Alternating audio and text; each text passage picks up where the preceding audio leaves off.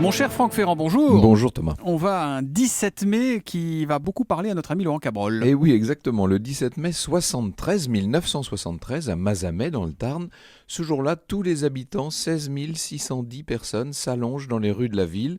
Imaginez un petit peu le spectacle. Pendant 1 heure, ils sont là, inertes. C'est une image très frappante. Et c'est pour dénoncer la violence routière, c'est bien ça? Exactement, l'image est habituelle. Lorsque la sécurité routière annonce le nombre des tués sur les routes, on compare souvent ce chiffre à la population d'une ville pour le rendre moins abstrait. Eh bien, en 72, 16 770 personnes avaient laissé leur vie sur la route. Et c'est l'équivalent de la population d'une ville comme Mazamet. Exactement. Michel Tauriac, un reporter à l'ORTF, a eu cette idée d'illustrer le chiffre en simulant une catastrophe à Mazamet, comme si la ville était rayée de la carte.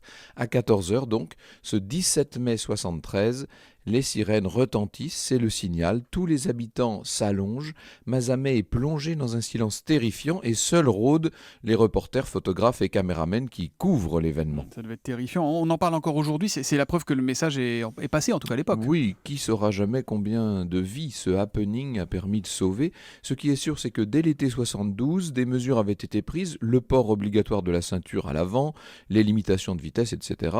De 16 000 morts en 72, on passera à 3 400 l'année dernière, en 2015, ce qui traduit un profond changement des modalités au volant. Alors dans l'avenir, peut-être que nous assisterons à une nouvelle diminution des accidents grâce à l'apparition des voitures autonomes, mais ça, c'est déjà une autre histoire. Oui, c'est une autre histoire vers le futur. L'histoire, on la retrouve avec vous tout à l'heure à 14h. Vous nous parlerez de quoi, Franck? Nous évoquerons la guerre d'Algérie en compagnie de Patrice Gélinet. Au cœur de l'histoire, rendez-vous donc à 14h. À demain les experts.